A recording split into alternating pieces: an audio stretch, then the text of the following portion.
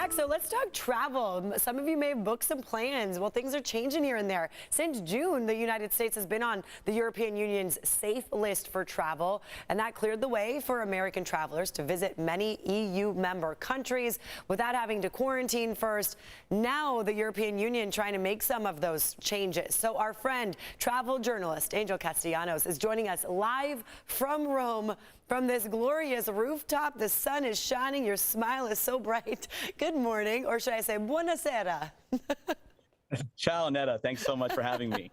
I'm glad to have you, and let's talk about this. So what has changed? What can Americans do right now when it comes to traveling to Europe?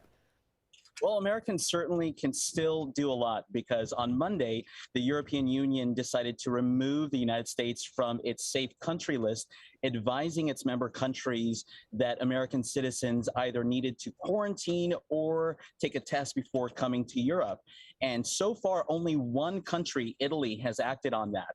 And I predict that countries like Greece and Croatia, who have really gone their own direction, will not really impose anything further from Americans. Okay, so does that mean if you've booked a trip to, let's say, Italy, would you need to reschedule it, or you still can come? You're still good to go because the new requirement is that in order to enter Italy, you need to present your COVID card, a passenger locator form, and now take a test 72 hours before coming. Even if you're unvaccinated, you can still come. You still have to take a COVID test before arrival, but then you do have to quarantine for 5 days and then take another test at the end of those 5 days. So really the advantage goes to those of us who are vaccinated because the only change is that extra test that you need to take before you leave, which is what I actually had to do when I first arrived here in June. Yeah, I was going to say for you, you've been in across Europe for quite some time now, right, Angel? And now you're in Rome?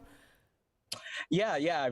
I've been here for about 10 weeks total. I've been in France, the Netherlands. I just flew to Rome yesterday from Sicily. So I've taken trains, planes, and I've done the whole thing. And it's actually pretty safe to travel within Europe because all the systems are in place to keep travelers like me very safe. Okay, and I know, of course, a lot of these new restrictions, like, wanting people to prove they're vaccinated and get those negative tests are because of the Delta variant. Is that something people are talking about where you are, Angel? Is it, changing the way that you've traveled since June? Have you noticed that become more of, just a concern people have? To be completely transparent, there's not really a lot of talk of the Delta variant here in Europe. And that's because most of the population is fully vaccinated. In Italy, about 64% of the population is fully vaccinated and 70% has at least one dose. France is on par with that. The only new change that has happened while I've been here is that travelers now have to show their vaccine cards. So in order to enter a museum or sometimes restaurants, you have to show what's called a green pass. And that's a European term for what we would just call our CDC vaccine card. And what I did at my mom's suggestion is I took a Ziploc bag, cut off the Ziploc part of it, a little protective cover for myself, and it's just so easy to show it when it's required. Yeah, because I was going to say, initially we thought, oh, we should laminate ours, but if they are requiring more booster shots, things like that, you don't want it to be laminated. So Ziploc, Mama, she knows. Yeah, so, good idea. They always do. Yeah, mine's already getting crinkled on the edges, so you want to protect that. It definitely can get you around a little bit easier.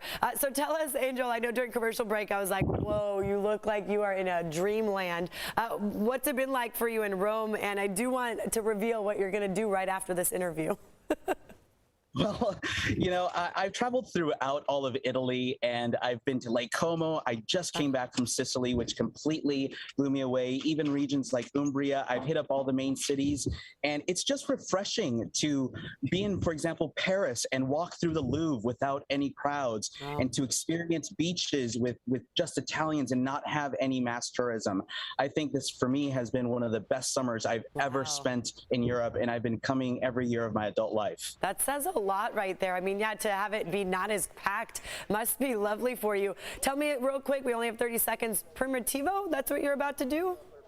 Aperitivo, yes, Aperitivo. it's Italian happy hour. Italians typically don't drink without eating, so there's free food involved, lots of snacks, and I'm going to go on a rooftop bar just like this. No wonder you have such a great smile all the time, Angel. You are living the life. Thank you so much for sharing that with us. Good advice from you as well this morning. Everyone, get your Ziploc bag. Put that card in there.